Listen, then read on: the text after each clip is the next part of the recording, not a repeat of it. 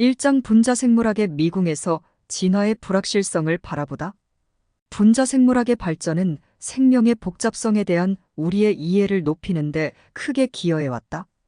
이 분야의 심도 깊은 연구는 생명체 내부에서 일어나는 미세한 메커니즘에 대한 매혹적인 통찰을 제공한다. 그러나 이러한 통찰은 동시에 진화론이 제시하는 기전에 대한 새로운 의문을 제기한다. 생명의 기원과 그 발전의 경로를 규명하는 일은 분자생물학의 한계를 드러내며, 이러한 한계는 다윈의 자연선택과 돌연변이를 통한 진화라는 개념에 대한 근본적인 의문으로 이어진다. 생명의 복잡성과 기원의 문제. 생명은 분자 수준에서 볼 때 놀라울 정도로 복잡하다. 단백질 합성의 미묘한 조절, DNA, 복제의 정확성, RNA 전사의 정교함은 분자생물학자들에게 깊은 인상을 남긴다. 이러한 과정들은 각기 맞물려 완벽한 조화를 이루며 생명이라는 극히 정교한 시스템을 유지한다. 이처럼 복잡하고 조화로운 체계가 단순한 화학 반응을 통해 자연스럽게 발전했다는 진화론의 주장은 생명의 기원을 설명하는 데 있어 상당한 추론의 도약을 요구한다. 단백질 합성의 복잡성과 무작위성의 한계. 단백질은 생명의 기본 구성 요소로 그 합성은 극도로 정교하다. 각 아미노산이 정확한 순서대로 연결되어야만 기능한 단백질이 만들어진다. 진화론은 이러한 정확한 배열이 무작위적 돌연변이와 자연선택을 통해 시간이 지남에 따라 점진적으로 발달했다고 설명한다. 그러나 이러한 과정이 완전한 무작위성에 기반한다는 가정은 분자생물학적 관점에서 볼 때 확률적으로 거의 불가능에 가깝다. 수백, 수천 개의 아미노산이 정확한 순서로 배열될 확률은 우주의 나이를 훨씬 뛰어넘는 시간을 요구할 정도로 미미하다. 유전 정보의 증가에 대한 분자적 이해의 부재. 진화의 핵심 가정 중 하나는 유전 정보의 점진적 증가를 통해 복잡한 생명체가 등장한다는 것이다. 그러나 유전 정보가 어떻게 해서 증가하는지에 대한 명확한 분자생물학적 메커니즘은 아직 밝혀지지 않았다. 돌연변이가 유전 정보를 증가시키는 주된 방법으로 제시되지만, 대부분의 돌연변이는 해로운 결과를 초래하거나 중립적인 변화를 가져오는 것으로 알려져 있다. 이는 자연 선택에 의해 선택될 수 있는 유리한 돌연변이가 발생할 확률이 극히 낮다는 점을 의미한다. 이러한 분자생물학적 증거들은 다윈의 진화론과 리처드 도킨스가 제시하는 이기적 유전자의 관점에 근본적인 의문을 던진다.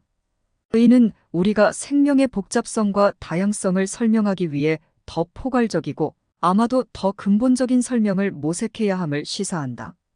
분자생물학이 제공하는 깊이 있는 이해를 토대로 우리는 진화론이라는 오랜 패러다임에 새로운 빛을 비추고 생명의 신비를 이해하기 위한 새로운 접근 방법을 고안해내야 할 필요가 있다. 2장 유전학이 제시하는 진화론의 문제점. 진화론의 근간은 자연선택과 유전적 돌연변이가 생물학적 다양성과 복잡한 생명 형태의 출현을 설명한다는 가정에 놓여 있다. 그러나 유전학이라는 분야에서 발견된 사실들은 이러한 과정의 단순성과 무작위성의 의문을 제기하고 있다. 본 장에서는 유전학적 증거를 바탕으로 진화론이 직면한 몇 가지 문제점들을 조명하고자 한다. 첫째, 돌연변이의 본질을 살펴볼 때 이는 대개 유전자의 기능을 손상시키거나 감소시키는 효과를 가진다. 허나 진화론은 이러한 돌연변이가 새로운 종을 형성하고 더 높은 생물학적 복잡성을 산출한다고 주장한다. 그렇다면 이러한 소멸적 돌연변이들이 어떻게 구조적이고 기능적인 복잡성을 증가시킬 수 있는 적응적 특징들을 만들어내는가에 대한 설득력 있는 메커니즘의 제시가 매우 부족하다. 둘째, 유전적 다양성에 대한 연구는 특정 유전자 풀 내의 변이가 제한적이라는 사실을 보여준다. 이는 특정 환경에 맞는 적응 형태가 더 빠른 시간 내에 나타날 수 있다는 긍정적 측면도 있지만, 동시에 더 큰 규모의 변화, 즉 종의 변화를 설명하기에는 부족함을 나타낸다. 실제로 고정된 유전자 풀은 일반적으로 큰 규모의 변화보다는 특정한 유형의 변이를 반복적으로 나타나게 하는 경향이 있다.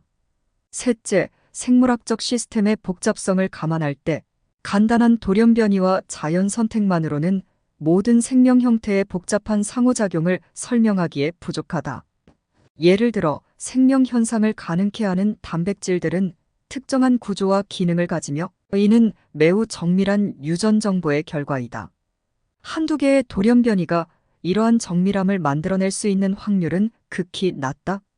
이러한 관점에서 유전학은 진화론에 중요한 질문을 던진다. 우리가 알고 있는 유전학적 메커니즘으로는 생물학적 복잡성의 증가와 새로운 종의 출현을 완벽하게 설명하기 어렵다. 물론 유전학은 진화의 메커니즘을 부분적으로는 설명할 수 있으나 전체 그림에 대해서는 여전히 미해결의 수수께끼를 남겨두고 있다. 따라서 진화론의 이론적 틀을 벗어나서 새로운 유전학적 발견들을 통합하고 이해할 수 있는 새로운 접근 방식의 모색이 요구된다. 결론적으로 유전학은 진화론이 직면한 문제들을 명확히 드러내며 더욱 정교하고 포괄적인 설명을 요구하고 있다. 지금까지의 발견과 연구는 진화론이라는 틀로는 부족하며 새로운 이론 체계가 필요함을 보여주고 있으며 이는 과학의 본질적인 탐구 정신에 부합할 것이다. 3장 진화론과 뇌과학 신경생물학적 관점에서의 접근. 진화론은 생물학의 여러 분야에서 중심적인 역할을 하며 종들 간의 유사성과 다양성을 설명하는 데 있어 강력한 이론적 기반을 제공해왔다.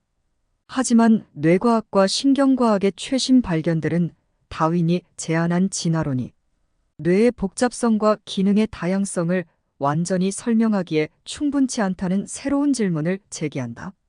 첫째, 뇌의 복잡한 회로와 뉴런 간의 상호작용은 단순히 생존과 번식에 유리한 돌연 변이를 통해 설명하기 어렵다. 예를 들어 인간의 언어 능력, 음악적 재능, 추상적 사고 등은 생존의 필수적인 요소는 아니지만 진화의 과정에서 발달했다.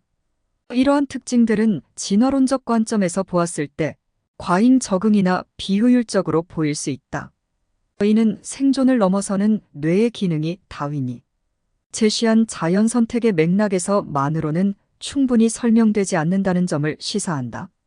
둘째, 신경과학에서 발견된 뇌의 신경가소성은 개체의 경험이 유전적으로 고정된 구조보다 훨씬 더 중요한 역할을 할 수 있음을 보여준다. 뇌는 경험과 학습을 통해 끊임없이 재구성되며 이는 고정된 유전적 프로그램이 아닌 외부 환경과의 상호작용을 통해 최적화된다. 이러한 발견은 진화가 단순히 유전적 변이와 자연 선택의 결과만은 아니라는 것을 시사하며 환경과 유기체의 동적인 상호작용이 진화에 중요한 역할을 한다는 새로운 가설을 제기한다. 셋째, 뇌의 복잡성은 진화론이 제안하는 시간 틀 내에서 충분히 진화했다고 보기 어렵다. 인간 뇌는 약 300만 년 전부터 별다른 크기의 변화 없이 현재의 형태를 유지하고 있다. 이렇게 짧은 진화적 시간 동안 인간 뇌는 상대적으로 급격한 지적, 문화적 발달을 이루었다. 이는 단순한 물리적 변화보다는 다른 메커니즘이 작용했을 가능성을 제시한다. 넷째, 의식과 자아의 문제는 진화론의 범위를 넘어서는 현상이다. 의식의 근원과 그 본질은 신경과학에서도 여전히 미해결의 문제로 남아있으며 이는 자연 선택이라는 메커니즘으로만은 설명하기 힘든 영역이다. 의식이 단지 뉴런의 화학적, 전기적 상호작용의 부산물일 수는 없으며 이는 진화론이 고려해야 할 또 다른 차원의 문제를 제기한다. 이러한 신경과학과 뇌과학의 관점에서 본 진화론의 한계는 생명의 기원과 발달에 관한 우리의 이해를 넓혀야 한다는 촉구이다.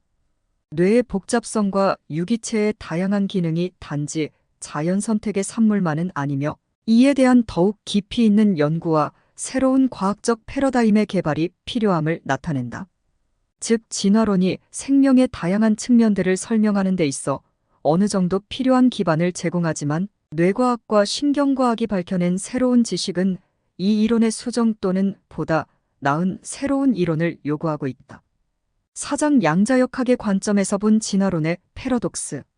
양자역학은 20세기 초에 과학적 혁명을 일으키며 현대 물리학의 근간을 이루는 이론으로 자리 잡았다.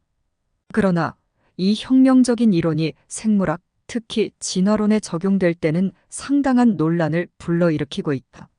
진화론은 생물학의 대통합 이론으로서 생명의 다양성이 어떻게 시간에 걸쳐 변화해 왔는지 설명한다. 반면 양자역학은 물질의 가장 작은 단위에서 나타나는 현상을 다루며 불확실성과 확률론적 특성이 특징이다. 이 두 분야의 만남은 흥미롭지만 진화론의 기존 틀에 도전하는 양자역학의 근본적인 원리들을 둘러싼 몇 가지 패러독스를 탄생시켰다. 첫째, 양자역학은 관측이 결과에 영향을 준다고 주장한다. 슈레딩거의 고양이 실험에서 볼 수 있듯이 양자 상태의 입자는 관측되기 전까지 여러 가능성을 동시에 가지고 있다. 그러나 생물학적 진화에서 관측자의 역할은 명확하지 않다.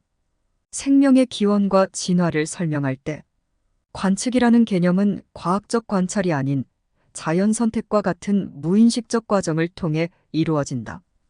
양자역학이 제시하는 관측이 생명 현상에 적용될 수 있는지는 아직 명확한 대답을 찾지 못했다.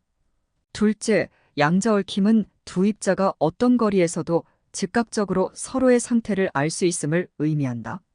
이러한 즉각적인 정보의 전달은 진화론이 제시하는 점진적인 변화와 정보 전달 방식과 상충한다. 생명체 내부의 분자 수준에서도 얽힘 현상이 발견되고 있으나 이것이 어떻게 진화의 메커니즘에 영향을 미칠 수 있는지는 아직 미지수이다. 셋째, 양자역학의 불확실성 원리는 위치와 운동량을 동시에 정확히 알 수 없다고 말한다. 이 원리를 생명의 기원과 진화에 적용하면 생명체의 변화와 발전이 불확실성의 범위 내에서 일어나며 이는 엄밀한 예측이 불가능하다는 것을 의미할 수 있다. 진화론이 상대적으로 예측 가능한 패턴과 법칙을 추구하는 과학이라는 관점과는 대비되는 관점이다. 양자역학이 진화론에 던지는 이러한 질문과 패러독스는 우리에게 중요한 교훈을 준다. 그것은 자연 현상을 이해하고 설명하는 데 있어서 우리가 가진 이론적 틀이 항상 완벽하지 않으며 과학적 탐구는 끊임없이 진행되는 과정이라는 것이다. 양자역학의 원리가 진화론에 적용될 때 빚어지는 이러한 패러독스를 통해 우리는 우리가 알고 있는 진화의 메커니즘을 제고하고 생명 현상에 대한 깊은 이해를 추구할 수 있다. 5장 다양한 신앙과 과학의 교차로에서 창조론과 진화론의 대화. 이제 우리는 과학과 종교가 교차하는 복잡한 지형을 탐색하고자 한다. 과학의 발견은 종종 종교적 신념에 도전을 제기하며 이러한 도전은 논쟁의 여지가 있는 진화론에서 특히 두드러진다. 다윈의 진화론과 리처드 도킨스의 현대 진화생물학은 근본적으로 자연 세계에서 종의 변화와 다양성이 자연 선택과 유전적 돌연변이에 의해 이루어진다고 주장한다. 이는 종교적 창조 이야기와 극적으로 대립하는 듯 보인다. 그러나 진화론과 주요 종교 간의 관계는 단순한 대립 구도로만 볼 수 없다. 기독교에서는 다양한 해석이 존재한다. 전통적인 창조론은 성경에서 말하는 창조의 유기를 문자 그대로 받아들이며 지구와 그 생명체들이 수천 년 전에 현재의 모습으로 완성되었다고 믿는다. 그러나 많은 자유주의 신학자들은 창조의 과정이 상징적이거나 은유적인 것으로 해석하며 과학적 발견을 신앙과 조화시키려 노력한다. 이들은 과학적 설명과 신의 창조 계획이 서로를 배제하지 않으며 신이 사용한 수단으로 자연 선택을 포함할 수 있다고 본다. 이슬람의 경우 창조에 대한 직접적인 서술은 코란에 적게 나타나지만 많은 학자들은 인간이 다른 생물로부터 진화했다는 생각에 대해 회의적이다.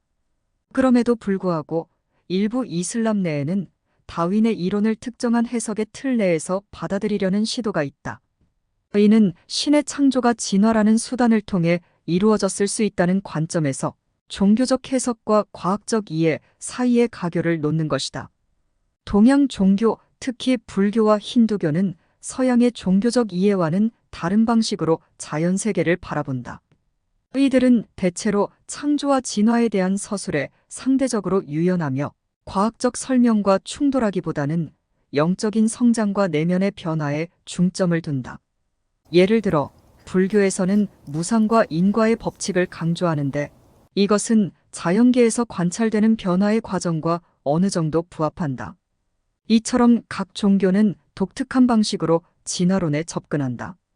종교적 신념과 과학적 이해는 서로를 배제하는 것이 아니라 상호 보완적일 수 있으며 이를 위해선 열린 마음으로 다가가야 하며 과학과 신앙은 서로 다른 질문에 답을 제공한다는 것을 인식하는 것이 중요하다.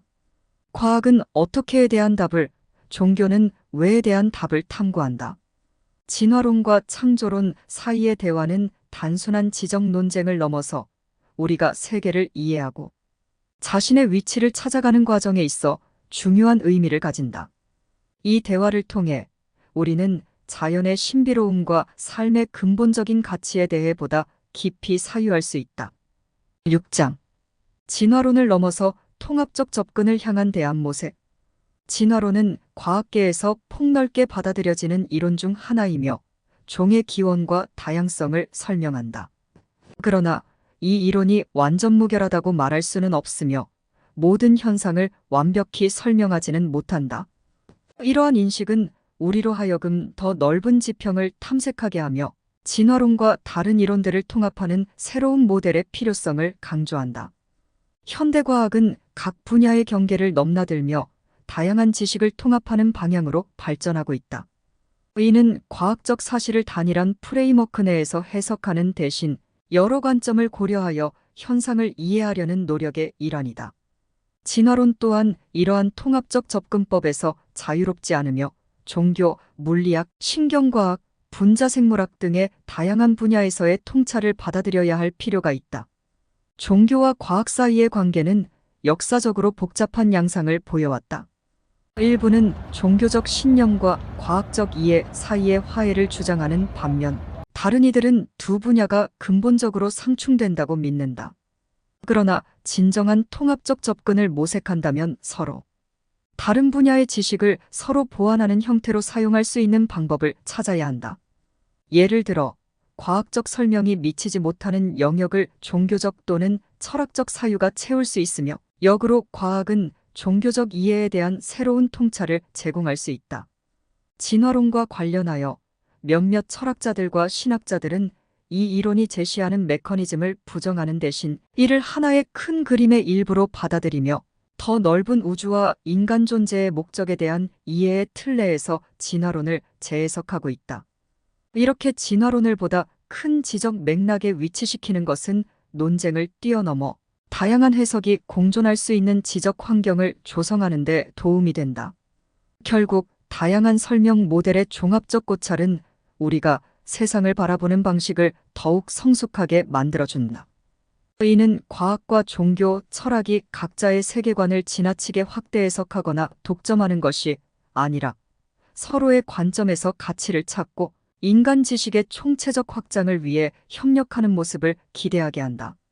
진화론을 넘어서 우리가 추구해야 할 것은 세계에 대한 보다 깊은 이해와 인간 경험의 다양성을 인정하는 것이다. 이러한 다각도의 접근은 과학적 탐구뿐만 아니라 인간적 사유에 있어서도 큰 진보를 가져올 것이며 새로운 사회로의 전환을 의미할 것이다. 오늘은 역사적으로 많은 논란을 일으킨 다윈의 진화론에 대해 현대 과학과 종교의 입장에서 분석해 보았습니다. 여기에 대한 자신의 생각을 정리하는 시간이 되셨으면 하고 이상 토트샘의 사이언스 캐치였습니다.